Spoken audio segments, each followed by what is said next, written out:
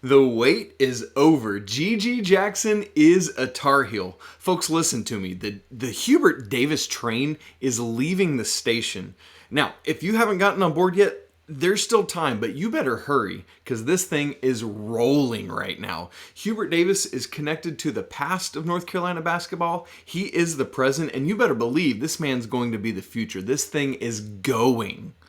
So, today, we're talking about Jackson's commitment and also an unexpected Tar Heel declared early for the NBA draft. And you know what?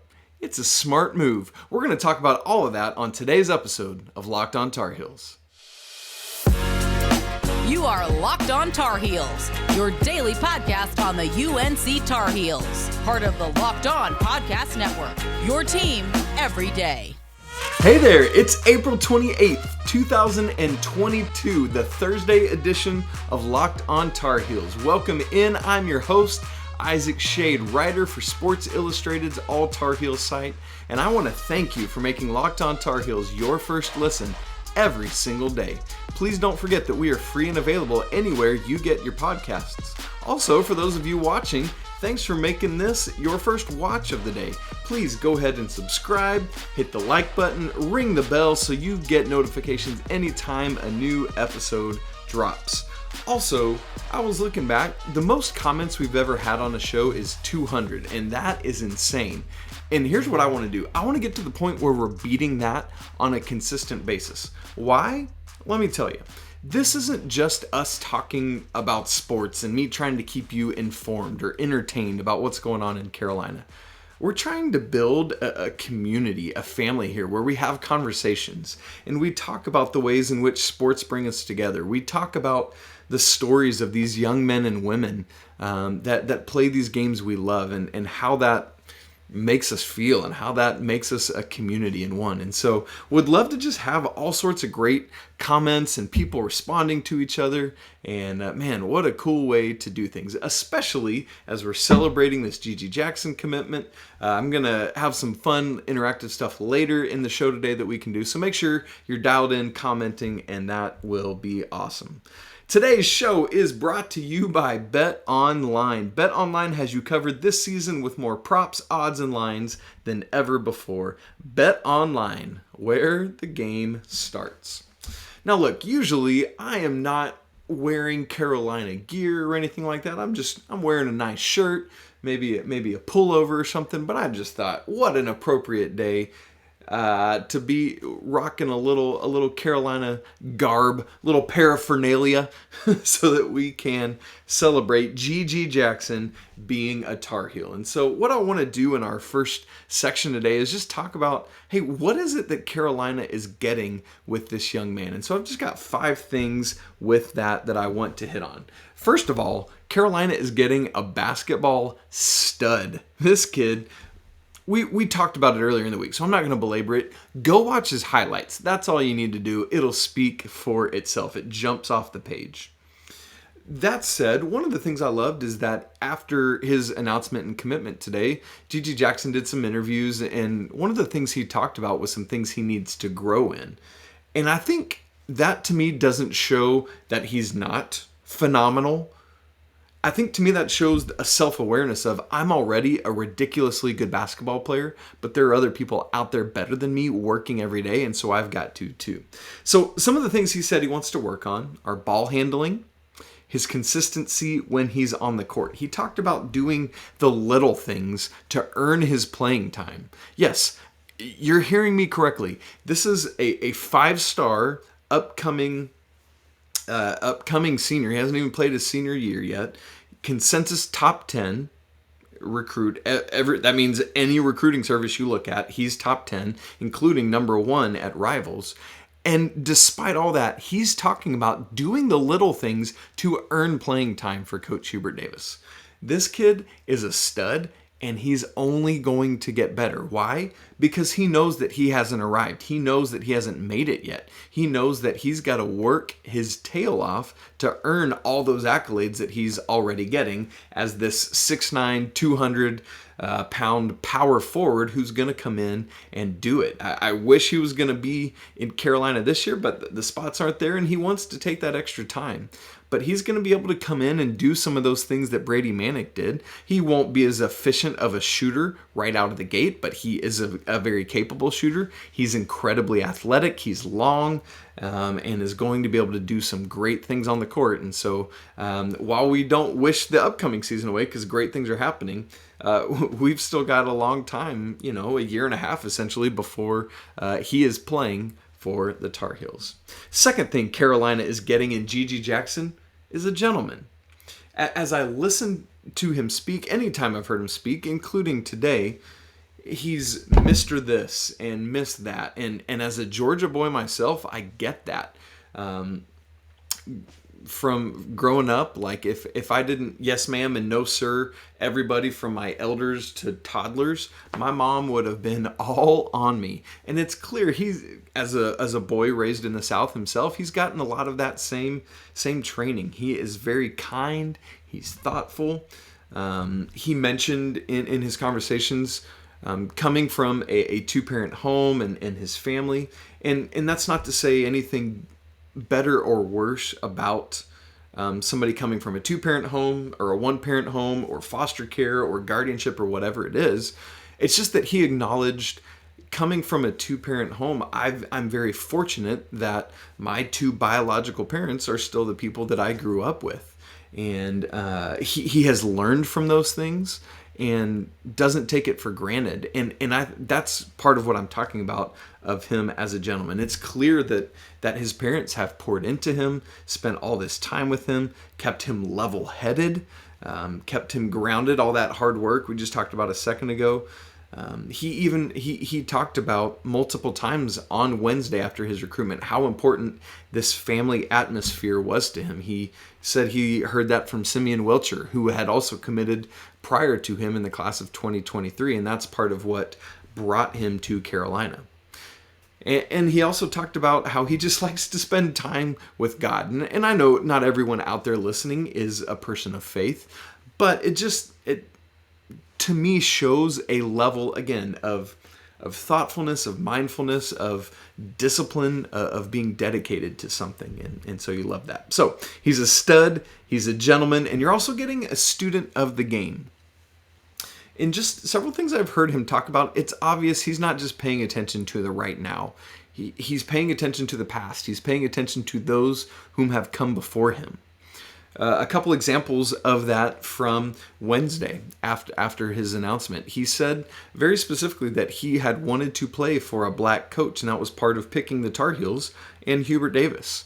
And in so doing, he referenced Coach Thompson from Georgetown fame, who was their famous coach over Patrick Ewing, great friend of Coach Dean Smith's, and so you love to see some of those connections.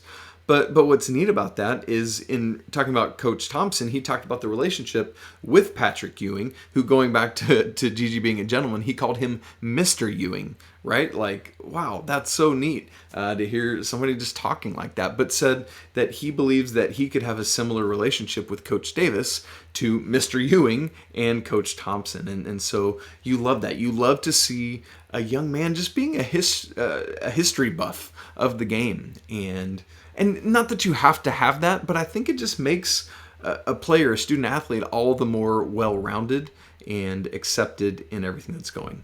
What else is Carolina getting in G.G. Jackson? A stud, a gentleman, a student of the game, and they're getting momentum.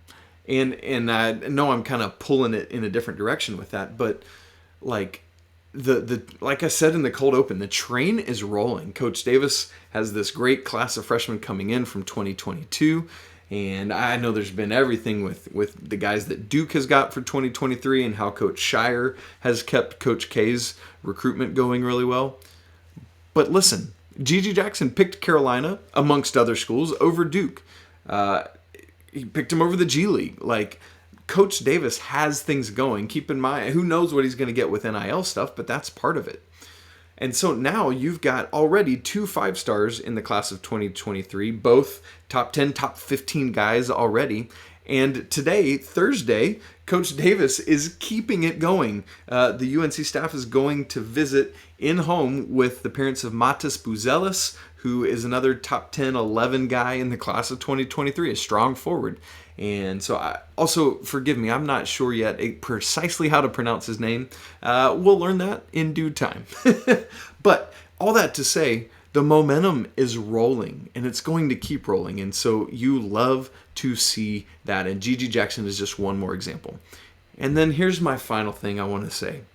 You know what Carolina's getting in GG Jackson? A Tar Heel.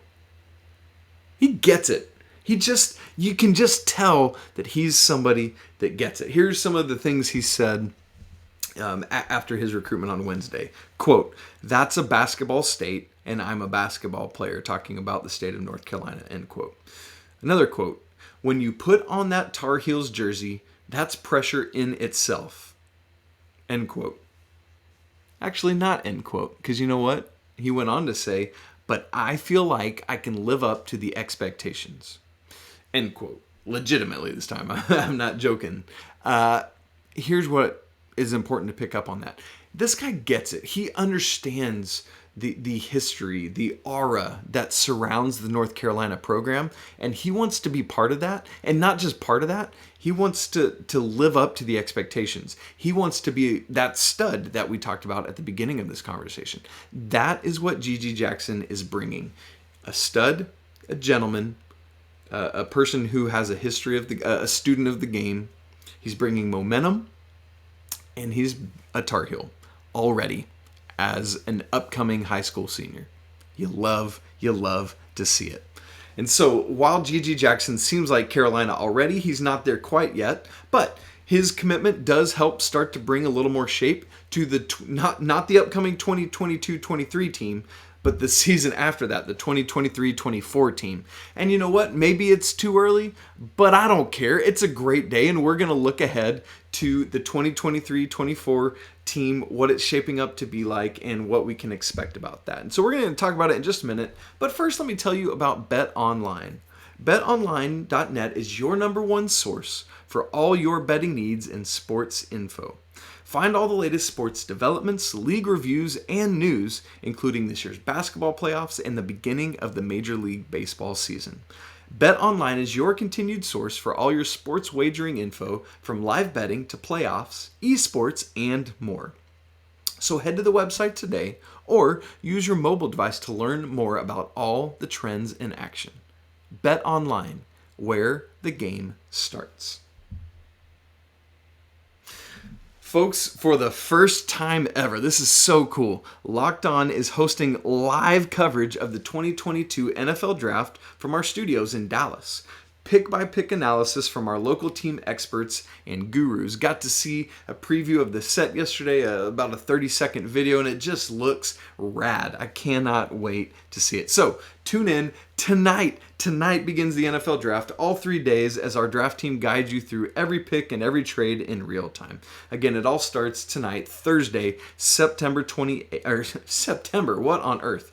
April 28th at 7 o'clock p.m. Eastern Time, and that's available on Locked On NFL's YouTube page and on the Odyssey app. Make sure to tune in. So, as I said, what we want to do is look specifically now at the 2023-24 roster. I'm going to pop it up on the page on the YouTube for those of you who are watching that. But for those of you who are just listening, let me talk through where we are at with the 2023-24 roster. Obviously, Leaky will now have, unfortunately, exhausted his eligibility. But beyond that, I want to have a little fun with this one. Just start throwing out some predictions, and it's wildly too early to think about it. But here's what I want to do. I want to give you who I think is coming back and who I think might be gone. And while I'm doing that, why don't you hop in the comments, give me your thoughts. Who's leaving? Who's coming back after the 2022-23 season? And you got to hurry and do it quick, because I'm going to start talking right about now. So, in addition to Leaky being necessarily gone, you've got two seniors this upcoming season, Armando Bacot and Justin McCoy, who in a standard non-COVID era would graduate and be done. However, they each have a year of COVID eligibility left should they choose to utilize it, as Leaky will do this upcoming season. Here's my thought. unless NIL money just gets absolutely wacky, I think Bacot is legitimately gone after this season. I don't, as much as he loves it, I just don't see him sticking around for a fifth year, particularly if Carolina does what we all expect them to do this upcoming season. I just don't see him coming back. However, I'm going to go ahead and say that Justin McCoy will take advantage of that COVID year. He had the first year or two there at Virginia, has been in Carolina's system for 1 year, will play this upcoming season, and then it just seems like once Leaky leaves, it will be an opportunity for McCoy to really flourish within his skill set in terms of maybe he and or Puff Johnson can be those lockdown defenders that Leaky has been. And so I'm going to go ahead and say that Justin McCoy will come back and utilize that fifth year. Keep in mind, though, that does mean now starting this upcoming season, that'll count against Carolina's scholarship math. So there we go.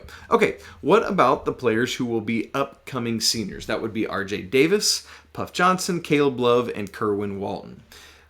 These four players as well also have a year of COVID eligibility if they want it, but that wouldn't be till the next season. And so when you look at that, I think even more strongly than Armando Bacot, I'm going to say Caleb Love is gone at that point.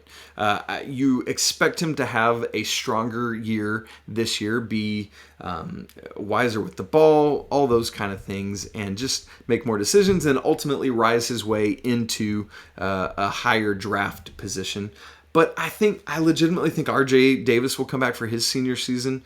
I think he'll test the draft waters. Sure, why not? Why wouldn't you? But he's going to do that. I think Puff will be back. And ultimately, I think Kerwin's going to be back for his junior season and is going to stick around for his senior year too. He's just that type of kid that wants to work hard and prove himself. Who knows what could happen, and maybe he transfers. But I think he's going to stay. I really do.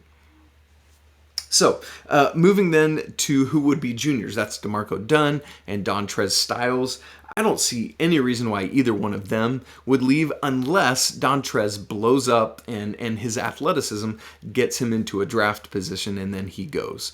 I would say at this point, though, I'm going to lean towards them both coming back for their junior years. And then you've got this year's incoming freshmen who would be sophomores in 2023-24. Again, as a reminder, that's Tyler Nickel. That's Will Shaver, who's already been with the team since January. He was an early enrollee, practiced all January. That's Seth Trimble, and that is Jalen Washington.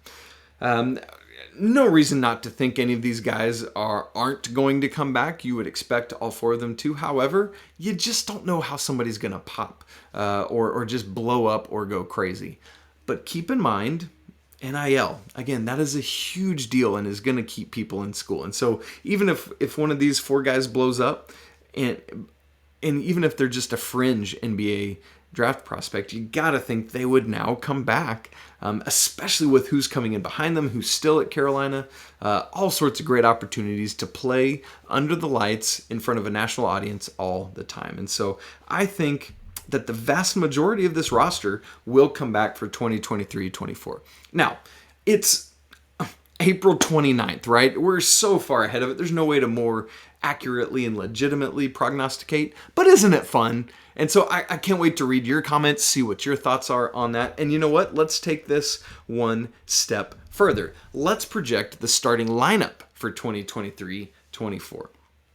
I've already said I think Caleb Love is gone, and so I'm going to go with the starting backcourt of RJ Davis at the one. Can you imagine senior point guard RJ Davis? Boy, how fun would that be? At the two, the shooting guard position, I'm going to put Seth Trimble there. I think that would be phenomenal. Now, coming in, I think Simeon Wilcher will be who's going to be a freshman that year, will provide great backup minutes to those two guys, as Seth Trimble will do this upcoming season for Caleb and RJ. The three position is where I've struggled, and I want to hear your comments on this, on your starting lineup as well. Just let's get it down early. You know what I mean? How fun is that? To me, the three position is either going to be Puff or Dontrez. I think part of it depends on how Puff grows as a shooter, because he does everything else so well. But Dontrez has the athleticism on him. But I'm going to say that because of Puff's defensive capabilities, because of what I think will continue to grow in his shooting, I think Puff Johnson will be your starting 3 that season. And then we get to the 4 and 5, and just looking ahead, we haven't seen either one of these guys play a college minute yet, but I think GG Jackson is going to come in as a freshman and be the starting 4.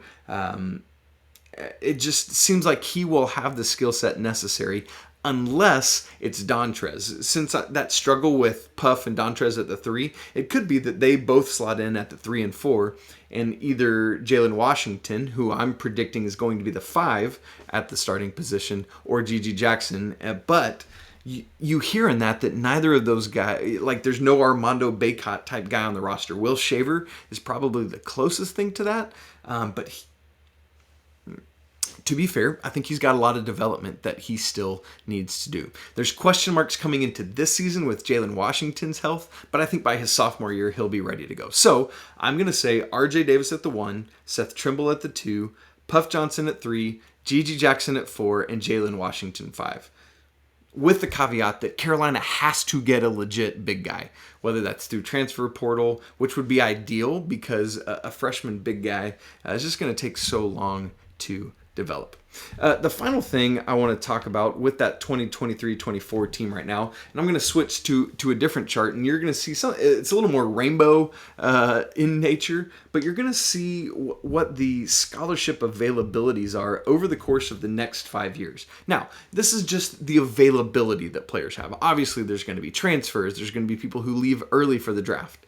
But this is where it sits as you're looking at it for those who are on YouTube, for if everyone stayed and utilized all their availability. Now, you see for this season, Leaky Black is using his super senior COVID year, and then both this upcoming season's senior class and junior class all have an extra year of COVID availability if they want to utilize it. And so that would be Armando Bacot, Justin McCoy, Puff Davis, RJ Davis, Puff Johnson, Caleb Love, and Kerwin Walton. That's available to any of those guys, and so we'll see. But as the years go by, all 13 scholarships are accounted for the coming season. 12 of the 13 scholarships are accounted for the 2023-24 season. So there's obviously slots there. And then obviously there's going to be people going out. And then as you move on, for those of you watching, you can see the personnel that is currently in place for those next 3 years. So I've got that out to 5 years. For those that are just listening, you can go check it out on YouTube. I've also posted this chart on my Twitter at Isaac Schade, so you can go check it out there. Now, as I said in the cold open, there is a Tar Heel who unexpectedly, in the cover of night, entered his name into the NBA draft. Who is it? It's Kerwin Walton. And I think it's awesome. Why? We're going to talk about it in just a second here. But first, here's a couple ads for your listening pleasure. So, hours before GG Jackson's announcement on Wednesday, on Wednesday morning, it started to trickle out that Kerwin Walton had submitted his name as an early entry for the NBA draft. Obviously, that had to have happened sometime over the weekend because the deadline was Sunday at midnight. And so this came out on Wednesday. So just slow trickle. And here's the thing. People are all in arms about Kerwin making this decision. Some people see it and understand it and get it, but there's a whole subset of folks that maybe don't know all the intel about the draft and why this might be a wise and smart decision for Kerwin. Why is he doing it? That's dumb. He's not good enough. He's not ready enough. He's got all these flaws. Absolutely. All of that is true. I'm not debating it. I'm not correcting it. But good freak, people, calm down. Let's talk about this like rational adults, and let me explain to you why this is a phenomenal decision from Kerwin Walton. We all know what he needs to get better at. The UNC coaching staff knows what he needs to get better at. His peers know what he needs to get better at. Kerwin himself knows what he needs to get better at. And there's a whole host of things. But all that said, to me, this conversation that we're having right now is less about Kerwin Walton and more about how do you as a college basketball athlete take advantage of the opportunities afforded to you? What do I mean by that? Well, first you need to know that Kerwin Walton is taking advantage of the opportunities afforded to him. Bear with me for a little legalese mumbo jumbo in the weeds, and then I'll make it a little more concise and explain it. The 2017 NBA collective bargaining agreement, basically all the rules that we all agreed to, they came up with some new rules for players testing the NBA draft waters. And so in there, Article 10, Section 8C. Yes, I'm about to read you from this collective bargaining agreement. It's just a couple sentences. Bear with me. An early entry player who is eligible to be selected in the next NBA draft pursuant to sections blah, blah, blah, I won't bother with that, shall be entitled to withdraw from such draft by providing written notice that is received by the NBA 10 days prior to such draft. A player shall not be entitled to withdraw from more than 2 NBA drafts. Now, a couple folks are going to hear that and be a little bit hung up on that there's written notice that has to be received by the NBA 10 days before the draft. Keep in mind, and we've talked about these timelines before, the NBA has a deadline 10 days before the draft, but the NCAA has a deadline that's 10 days after the NBA Combine, in which a player has to pull out to maintain their NCAA eligibility. So just ignore that part of what I just read, because that's the important part is this. A player shall not be entitled to withdraw from more than 2 NBA drafts. Or put positively, if you're a college basketball player, you can test the NBA draft waters twice without penalty and maintaining your collegiate eligibility. So, translation, what is Kerwin Walton doing?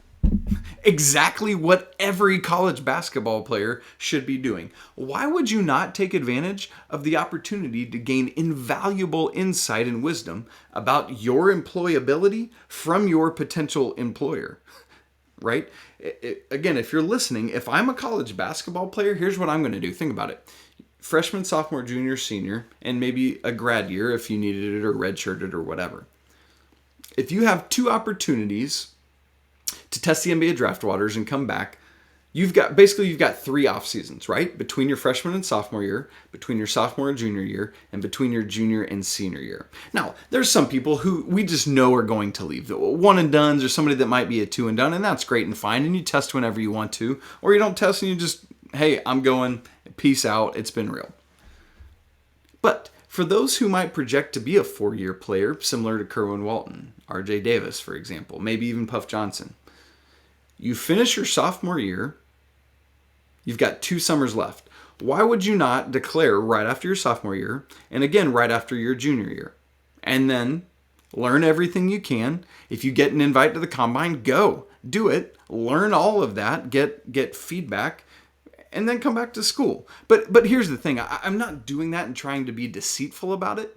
I'm going to be if I'm a Tar Heel, I'm going to be very honest and say, hey, Coach Davis, I'm going to take advantage of this opportunity, go learn more about what I can do better. I trust what you and the coaching staff's telling me, but I'd love to hear it from NBA personnel as well. And then I'm going to come right back to school. Don't worry, I'm not leaving. I'm not putting you in the lurch. You don't have to go get somebody out of the transfer portal unless you want to and you're kicking me out. And I'm going to tell my teammates, hey, guys, I'm going to do this. I'll be back. Don't worry, right? And then I'm going to do it all over again my junior year, because why not? Let me see how I've grown and what I can do better. So, Kerwin Walton, I applaud you, brother. Go find out what you need to do and then come back and be better. Be awesome. Be part of this rotation. I would like, how great would it be? You guys know this. We all want to see Kerwin Walton succeed. We all want to see all these young men succeed. And that's true for any sport. That's why we watch. We want to see these young men and women do what they've dreamed of doing their entire lives. And that's what Kerwin Walton's trying to do. And I can get behind that, and I hope you can too. Well, that's it for Thursday's episode of Locked On Tar Heels. Please go subscribe to the show wherever you listen to podcasts. And would you follow the show, Locked On Heels, on Twitter? And I said it just a little bit ago, but you can follow me at Isaac Schade, ISAACSCHADE. I do this very often, but would love to interact with you through email. If you want to send a story about something about your Tar Heel fandom or interactions you've had with somebody or going back to the Final Four or something from this last season, shoot us an email, lockedontarheels@gmail.com. We'll check it out. We'll talk back to you. We love to interact. Again, like I said, this is all about community and coming together. Speaking of which, if you like what you're hearing, go tell a friend. Come get them into this Locked On Tar Heels community, and let's keep it growing. Coming up on tomorrow's show, it's going to be the second day of the NFL draft, and we anticipate that that's where Sam Howell will get drafted, is at some point early in the second round. So what does that mean? I'm having a big old fat Sam Howell conversation with Locked On's college football recruiting insider, John Garcia Jr. I hope you've been seeing his episodes we've been doing the last couple weeks. His stuff is gold, and I want to make sure that you are hearing it. Well, thanks so much for making Locked On Tar Heels your first listen every single day. And speaking of the NFL Draft, let me encourage you to make Locked On NFL Draft your second listen today. Ryan Tracy and former NFL cornerback Eric Crocker bring the NFL Draft to life every day with insight and analysis on college football prospects and NFL front offices. Just like all the other shows on the Locked On Network, it's free and available for you.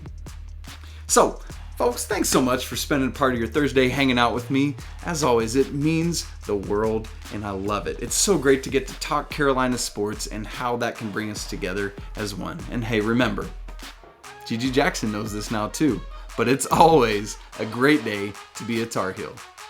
Until tomorrow, peace!